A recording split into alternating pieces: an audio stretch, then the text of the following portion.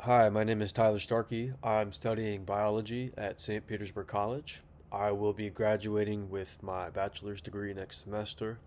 I performed this meta analysis for my comparative physiology class last spring. A meta analysis incorporates the data and findings of several papers on a related topic to paint a larger overall picture of the conclusions. The topic of focus is on the effects of high intensity interval training on metabolism and cardiovascular health. I will be referring to this method as HIT all throughout the paper. The little introduction and background here on HIT. HIT has become a widely touted method of exercise due to its ability to improve cardiovascular health in many age groups in an efficient manner. The method involves using short bursts of intense exercise, involving 90 to 95% of our HR max, with rest or light movement in between each hit set for recovery. HR max is something that we measure prior to these types of exercises. A standard way to determine your HR max is a simple AIDS-based calculation, or you could also perform a field test. The most common calculation is just subtracting your age from 220.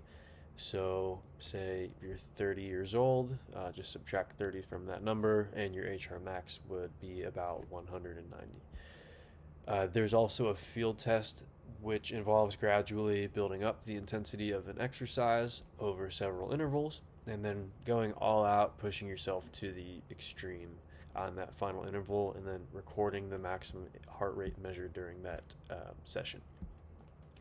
Other methods of exercise, such as moderate intensity continuous training, MICT, can also be effective, but at a cost of more time spent exercising. Endurance athletes are participating in a different type of MICT, so there is some study that goes into the long-term effects of chronic endurance training. The physiological benefits of any exercise are crucial for long-term health sustainability, but finding a routine which can be implemented at a large scale and fits around most people's schedule is the largest hurdle in many cases. Uh, Combating cardiovascular and metabolic diseases such as rheumatoid arthritis and obesity is becoming an increasingly bigger challenge as health issues continue to rise worldwide, especially in the United States. The idea of being able to achieve quick and effective results that impact our health in a positive way is given HIT some push into the forefront of recommended exercise methods. There are a few specific measurables which can be used to compare different methods, and HIT has been shown to improve all those measurables in just a few minutes of work.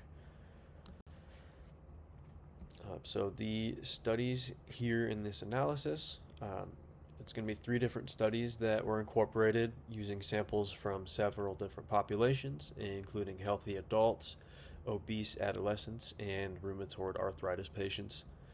By having a diverse set of samples, HIT can be properly evaluated in its effectiveness across a wider area of health and age ranges when compared to other training methods, such as the moderate intensity continuous training that I mentioned. Also, low intensity training is compared. You'll see referred to as LIT on occasion. There's also a polarized training program that was utilized. We'll refer to POL for this program. It involves a mix of both HIT and low intensity training, and that was used in the study involving the healthy adults. So the measurables that I mentioned here, we've got autonomic balance and endothelial function. What autonomic balance is, it just refers to the equilibrium between our sympathetic and parasympathetic nervous systems, which are 2 branches of the autonomic nervous system that regulate involuntary functions. So things like our heart rate, our digestion, breathing, those things that just kind of happen without us thinking about it.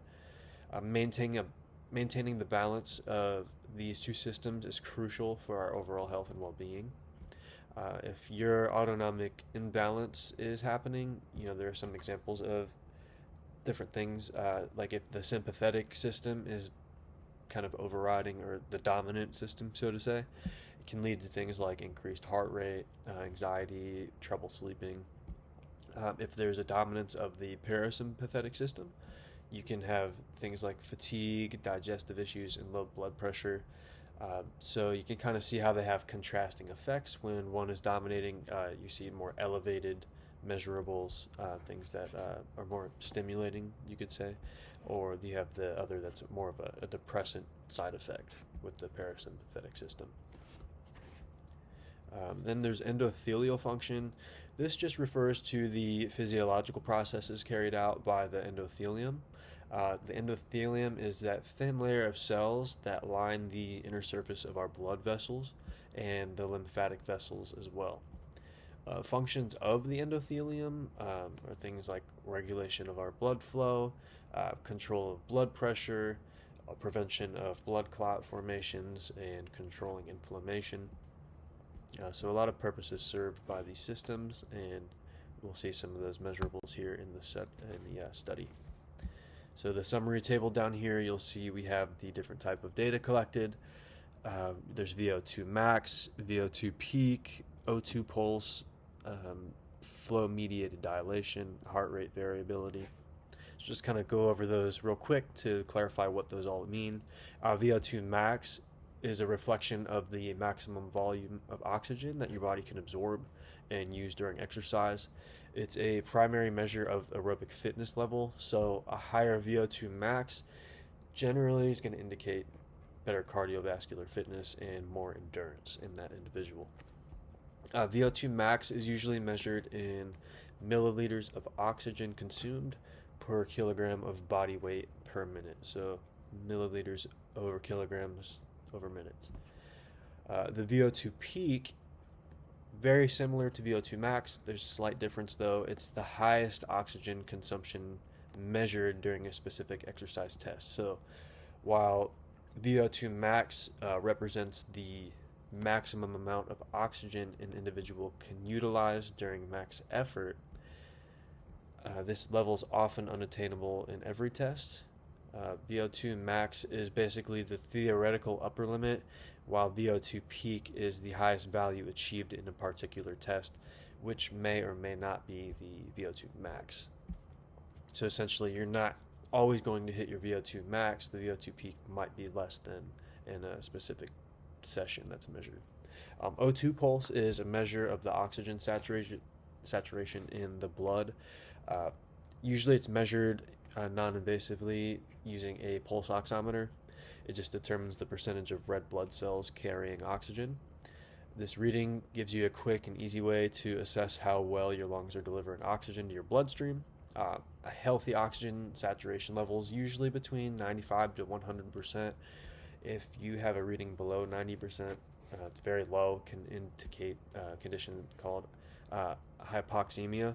It just means there's not enough oxygen in your blood, and you might need medical attention if that's the case. Heart rate variability is a measure of the variation in time between your heartbeats.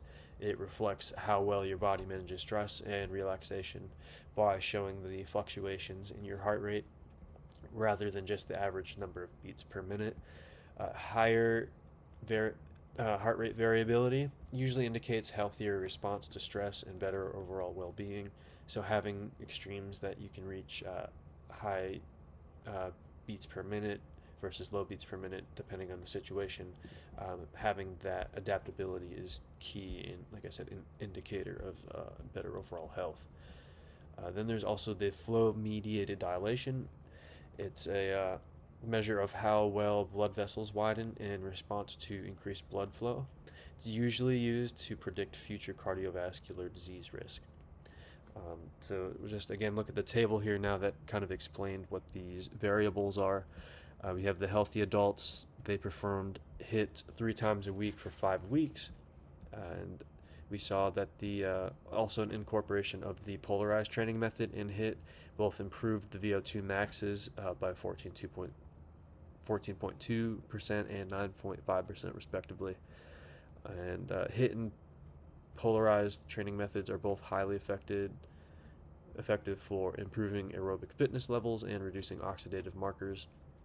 We see in rheumatoid arthritis patients that perform 12 weeks of supervised HIIT training that they increase their VO2 max, improve their O2 pulse, waist circumference shrunk, their muscle strength improved as well. So the conclusion is that HIIT and strength exercise is safe, and they can both improve fitness and quality of life in this population with pre-existing conditions. Finally, we have the third paper that's focused on obese adolescents, all males. There was HIIT performed 3 times a week for 8 weeks. VO2 peak increased in both the HIIT and MICT groups, with superior improvements in the flow-mediated dilation and heart rate variability within the HIIT group. So it just tells us HIIT outperformed MICT in enhancing endothelial and autonomic function in this group. So our analysis and conclusion here to wrap things up, we looked at the 3 studies. HIIT showed equal or superior effectiveness in improving all the data measurables when compared to other training methods. The individuals that engaged in long interval HIIT showed substantial gains in VO2 max and reduction in their oxidative stress markers. Perhaps most importantly, sample groups were not necessarily current or former athletes. So it shows us that HIIT routines can be implemented and adhered to in the general population, even in patients with pre-existing medical conditions such as those rheumatoid arthritis patients mentioned. Incorporating some type of strength training alongside HIIT can also show functional improvements, like in the RA patients group. They had improved measurables of grip strength and sit-to-stand test without causing increased pain or disease state. And we also saw the obese adolescents exhibited a much higher gain in endothelial function and autonomic function compared to the MICT group. The ones that were following HIIT had much superior gains. So adolescence is a time in which long-term health habits are starting to get established, so incorporating the most beneficial methods can pave an easier path to long-term cardiovascular health. Now, that's not to say MICT isn't beneficial or can't help people. It's definitely a beneficial routine, but it can lead to more plateauing and maybe less effective results over time than HIIT. So with a smaller time commitment and better adherence, those seeking fast and measurable improvements in their cardiovascular and body health would likely benefit most from high-intensity interval training. Just to wrap things up, in total, the studies show that HIIT is accessible to more than just young, healthy athletes. It's available to the whole population. You don't have to be in peak physical condition to take on such a method. It is something you can use to start from day one, and you can break down barriers pretty quick using this in a small commitment. Scaling up implementation of HIIT is going to be the next step towards better overall cardiovascular and medical and metabolic health in the general population. And just some references here to go back to if anyone wanted to see the papers that were used in the research.